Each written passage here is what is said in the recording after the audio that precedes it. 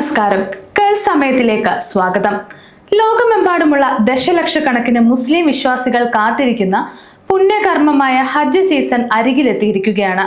എന്നാൽ ഈ വർഷത്തെ ഹജ്ജ് തീർത്ഥാടനത്തിന് എത്തുന്നവർക്കായി സൗദി ഭരണകൂടം വളരെ കർശനമായ ചില മുന്നറിയിപ്പുകളും നിയമങ്ങളും പുറപ്പെടുവിച്ചിട്ടുണ്ട്. നിങ്ങൾ സന്ദർശക വിസയിൽ സൗദിയിലുള്ളവരാണോ എങ്കിൽ ഈ വാർത്ത നിങ്ങൾക്കുള്ളതാണ്. ഏതുതരം വിസിറ്റ് വിസയിലുള്ളവർക്കും ഇത്തവണ ഹജ്ജ് നിർവഹിക്കാൻ അനുവാദമുണ്ടാകില്ലെന്ന് സൗദി ആഭ്യന്തര മന്ത്രാലയം ഔദ്യോഗികമായി അറിയിച്ചു കഴിഞ്ഞു. നിയമം ലംഘിക്കുന്നവർക്ക് കടുത്ത പിഴയും നാടുകടത്തലും ഉൾപ്പെടെയുള്ള ശിക്ഷകളാണ് കാത്തിരിക്കുന്നത്.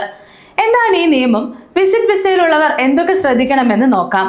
സൗദി അറേബ്യ നൽകുന്ന ഏതുതരം സന്ദർശക വിസകൾ കൈവശമുള്ളവർക്കും ഹജ്ജ് അനുമതി പത്രം, അതായത് ഹജ്ജ് പെർമിറ്റ് ഇല്ലാതെ പുണ്യസ്ഥലങ്ങളിൽ പ്രവേശിക്കാൻ സാധിക്കില്ല. സന്ദർശകരുടെ വിസകൾ തീർത്ഥാടനത്തിനുള്ളതല്ലെന്നും അത് കേവലം രാജ്യത്തെ സന്ദർശിക്കാനും ബിസിനസ് ആവശ്യങ്ങൾക്കും മാത്രമുള്ളതാണെന്നും മന്ത്രാലയം വ്യക്തമാക്കുന്നു. ദുൽഖാദ് മാസം മുതൽ ദുൽഹിജ 14 വരെയാണ് ഈ നിയന്ത്രണം ഏർപ്പെടുത്തിയിരിക്കുന്നത്. ഈ കാലയളവിൽ ഔദ്യോഗിക ഹജ്ജ് പെർമിറ്റ് ഇല്ലാത്ത ഒരാളെയും മക്കയിലേക്കോ അനുബന്ധ പുണ്യസ്ഥലങ്ങളിലേക്കോ പ്രവേശിക്കാൻ അനുവദിക്കില്ല. സുരക്ഷാ ക്രമീകരണങ്ങളുടെ ഭാഗമായും തീർത്ഥാടകരുടെ തിരക്ക് നിയന്ത്രിക്കുന്നതിനുമാണ് ഇത്തരം ഒരു കടുത്ത തീരുമാനം അധികൃതർ കൈക്കൊണ്ടിരിക്കുന്നത്. നിയമം ലംഘിച്ച് ഹജ്ജിന് ശ്രമിക്കുന്നവരെ കാത്തിരിക്കുന്നത് കനത്ത ശിക്ഷാ നടപടികളാണ്. ഹജ്ജ് പെർമിറ്റ് ഇല്ലാതെ മക്കയിലേക്കോ പുണ്യസ്ഥലങ്ങളിലേക്കോ പ്രവേശിക്കാൻ ശ്രമിക്കുന്ന സന്ദർശക വിസക്കാർക്ക് 20,000 സൗദി റിയാൽ വരെ പിഴ ഈടാക്കും. രാജ്യത്ത് താമസിക്കുന്ന വിദേശികളോ റെസിഡൻസ് വിസ കാലാവധി കഴിഞ്ഞവരോ പെർമിറ്റ് ഇല്ലാതെ ഹജ്ജ് ചെയ്താൽ അവരെ ഉടൻ തന്നെ നാടുകടത്തും.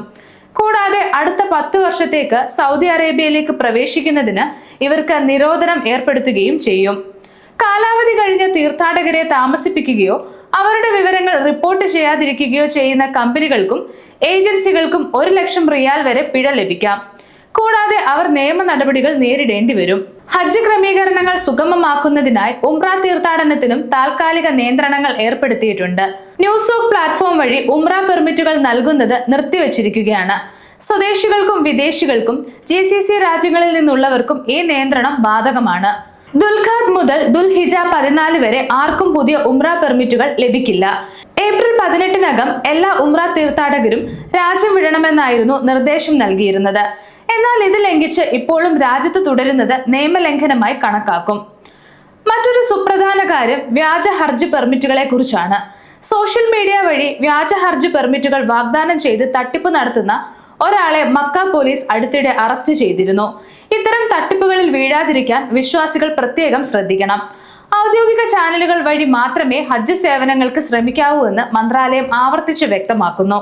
നിയമലംഘനങ്ങൾ ശ്രദ്ധയിൽപ്പെട്ടാൽ മക്ക, മദീന, റിയാദ് എന്നിവിടങ്ങളിലുള്ളവർക്ക് 911 എന്ന നമ്പറിലും മറ്റു മേഖലയിലുള്ളവർക്ക് 999 എന്ന നമ്പറിലും അധികൃതരെ വിവരം അറിയിക്കാം. പെർമിറ്റ് ഇല്ലാതെ ഹജ്ജില്ല എന്ന വലിയൊരു ക്യാമ്പയിനിലൂടെ ലോകത്തിലെ ഏറ്റവും വലിയ ഒത്തുചേരലിനെ സുരക്ഷിതമാക്കാനാണ് സൗദി അറേബ്യ ശ്രമിക്കുന്നത്.